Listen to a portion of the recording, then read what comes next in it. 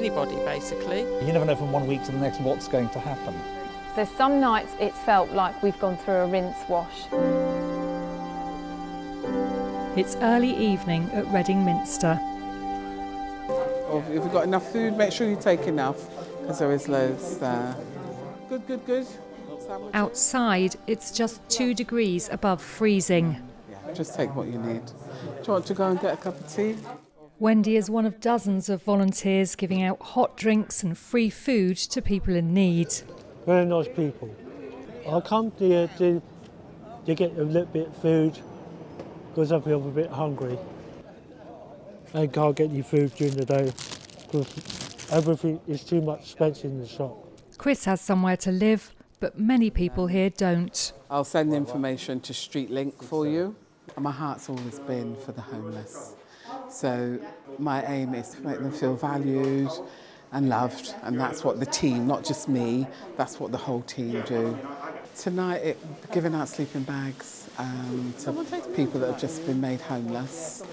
We've been handing out hats, gloves and scarves just to make sure, again, that they are warm. Just calming people that are not happy, that are feeling insecure, feeling vulnerable. I've been coming here for years now, and I think they're doing a great job. Kenneth's picked up some cold weather kit for a homeless friend. Got him his sleeping bag, make sure he's not cold, making sure he's okay. We'll go and say hello to B at 1. Once the faith Christian group's packed away, at 9 o'clock the street pastors go out on patrol. Inside, meanwhile, volunteers open the sanctuary, a place of refuge, recovery and sometimes recitals. You are not only human, you are actually so much more. You are the light amongst the darkness. You are an ever-open door. This church was a very locked church for many years, and it can provide a useful service to people just by being open. The most interesting one was a young couple who had come into Reading to go out to dinner, and it was the first time they'd been out together since their baby died, and they couldn't hack it. They just couldn't make it through the night. So they just came in here and sat down, and we gave them a cup of tea, and they just sat in peace and quiet and went home afterwards. The paramedics on duty here have a call out. Intoxicated male, head injury, and he lives alone.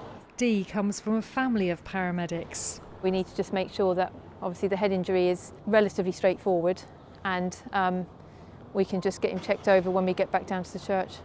The town centre has managed like an event every Friday and Saturday night, and between ourselves and the street pastors and the door staff and our volunteers, all the drunk people that take it too far, we take care of them. It's very surreal, but it's also very beautiful. Michaela was an A&E nurse before becoming a paramedic. Okay. Some of the cases can be very sad. Some of them just make you walk away with a smile on your face. I think that you're here and you're helping, and you're relieving some of the stress for A&E as well. It's gone 10 o'clock and out on the street things are getting lively. You know about street pastors? So we're out every Friday and Saturday night in Reading to look after people, so helping, listening, caring is what If anyone gets dangerously drunk, it's usually the pastors who'll scoop them up and take them to the church in a wheelchair. They pick up bottles so they can't be used as weapons, and if by the end of a night out they find girls struggling to walk in their high heels, they'll give them flip-flops. Stay safe, ladies. If you need anybody, just give us a shout. You can be going home in the wee small hours, and yet you know that you've helped a person who otherwise would have been intensely vulnerable, could have come to harm. My daughter was at university and she mentioned about street pastors, and I think if my daughter needed a bit of support, I'd rather have somebody like me looking after her than somebody that's perhaps got different intentions. As Audrey and Geraint continue their patrol, back at the church the team are dealing with an autistic teenager. It's well past midnight now, and with no way to get home, he lay freezing in the streets trying to sleep. He's slightly distressed. I don't think he fully understands the danger he's after putting himself in. The police and volunteers are going to get him home. I'm told tonight has been comparatively quiet. This New Year's Eve just gone, the scenes probably in this church at one point just struck me as almost like a war hospital. I just don't think the ambulance service would have coped with that pressure on it.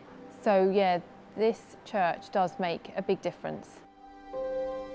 And the Minster will be making a difference all over again tonight. Nikki Mitchell, BBC South Today.